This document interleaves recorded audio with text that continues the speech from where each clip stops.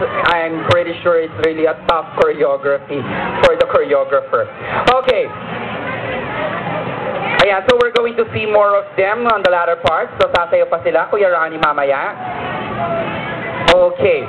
So in every contest, there are a distinguished panel of judges and our criteria to determine our winner for tonight. For tonight, we're going to have 3 winners. So the grand champion will be going home with 15,000 pesos in cash. Of course, that will be a lot of money for our dance group and choreographer.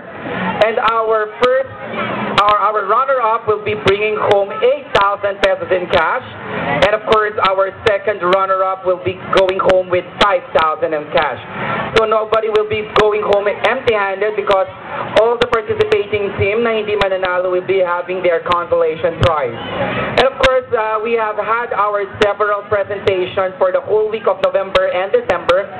That's why we're going to give out the best in modern dance, best in techno, best in OPM, and best in costume.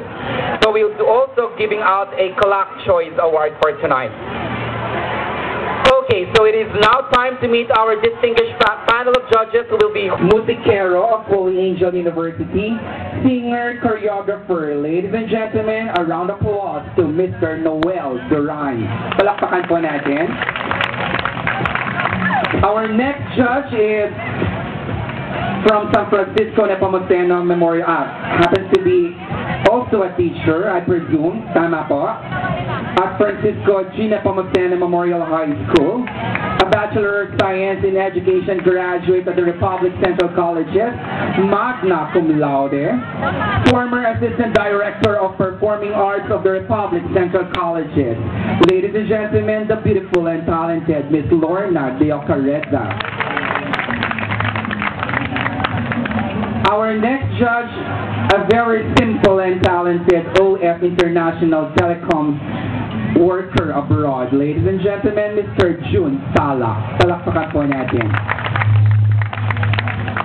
Our fourth judge happens to be a competitor of the Latin and Standard Ballroom, a member of the Dance Folk Sports Council of the Philippines, champion for the second Dance Standard Ballroom. Ladies and gentlemen, Mr. Antonio Pamintuan. And of course, our last but certainly not the least judge, a dancer himself, and a Barangay Kagawad at Barangay Agapito del Rosario. Ladies and gentlemen, make way to the good-looking Mr. Erwin Cabuena. There you have it. Once again, palakpakan po natin yung ating distinguished panel of judges. Thank you so much. Na yun, pipili po tayo ng mananalo. So meron po tayo parang sort of an elimination. So but just the same, we're going to make use of one criteria. So I presume all of the dancers were informed to have at least 2 dance piece. No? So that will be the first one and on the second one. What will be our criteria in determining our top 10 and our winner? First is performance. That constitutes the grace, poise, stage presence, precision, and unity. Constitutes of 40%. For the clarity of message that they will be able to convey to our distinguished panel of judges and at the same time to the audience, constitutes suitability of the dance step, costume, and music theme. That constitutes for a 25%.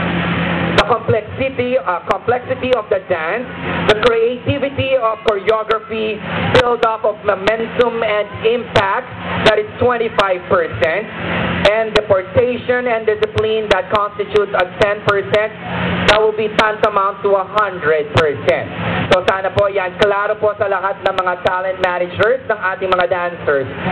Okay, so I guess it's really heating up here at Grand Fiesta Carnival as we're going to have our dance competition proper to give us their steps and choreography.